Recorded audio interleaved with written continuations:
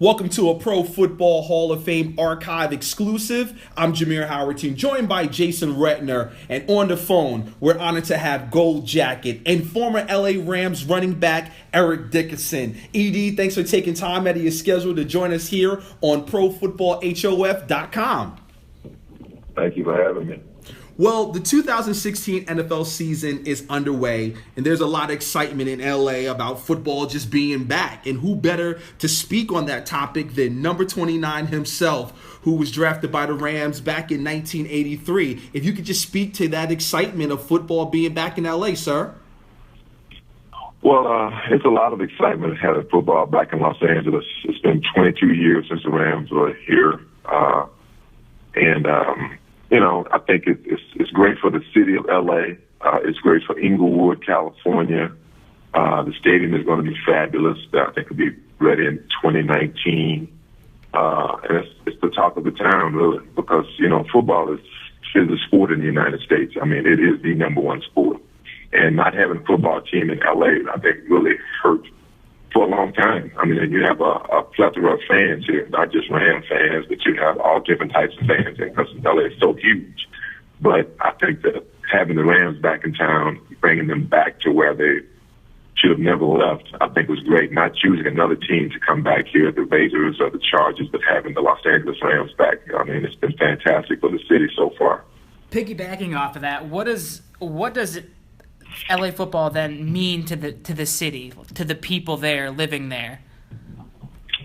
Well, I think you see a lot of grandparents and parents taking their kids, like you did for the first two games that the preseason games they had, bringing the millennials back, saying, hey, when I was your age, my grandpa, my dad brought me to a game. I saw Eric Dickerson play, or I saw grandparents, I saw Deacon Jones play, I saw the Pearson foursome. And I think that's the thing, trying to reconnect the young, with the old, and also now with the present football team. I think that's been the big thing. And I think it's going over very well here in LA so far. Eric, you can't help to think of Hollywood, the glitz and glamour when you're talking about LA. And when you were drafted back in 1983 and in your rookie year, I mean, you quickly established yourself. If you could just speak on what was it like living in that environment of the Hollywood atmosphere? Because let's face it, you did a lot. All-Pro, Pro Bowl, Player of the Year, and Rookie of the Year. So it's no clue that your screen set was the football field.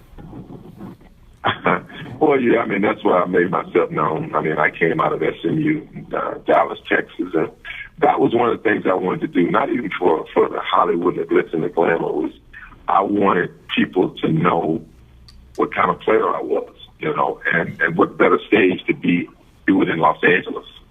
So when I got drafted and I got off to a hot start, I mean, and it was great. I can tell you a quick story. I was at a restaurant called Mickey Blair's in Los Angeles, and I met the owner, knew the owner pretty well. I used to go there every Friday night. We were at home. And I was going one night, and a lot of stars were there. I saw Clint Eastwood sitting there having dinner. And I'm like, man, that's Clint Eastwood. And the owner came with Mickey. I said, hey, Mickey, that's Clint Eastwood. He said, yeah. He said, come meet him. I said, no, I don't want to bother. He said, no, Eric, he'd like to meet you. I'm like, okay. So I get over and I walk over to him. He said, hey, Mickey. He said, hey, Eric. I mean, it was like a shock. I'm like, knows who I am. So, that was just how, it was. It still is, with the stars in LA. That's just how the city is. That's awesome. Wow, that's great. Now, this Saturday, too, not only do the Rams have their first home game, you're also getting your K Jewelers Ring of Excellence. Now, I know you've seen your fellow Gold Jackets. They have those, too. So how excited are you to finally get your big Hall of Fame ring? Well, I'm looking forward to getting my big ring, for sure. I've been complaining about that for a while, so when am I going to get my ring? I'm looking forward to it. First of all, the Hall of Fame is a prestigious honor to be elected into the National Football League Hall of Fame. And, it's very few guys that get that honor. I mean, there's thousands of guys that played in the NFL.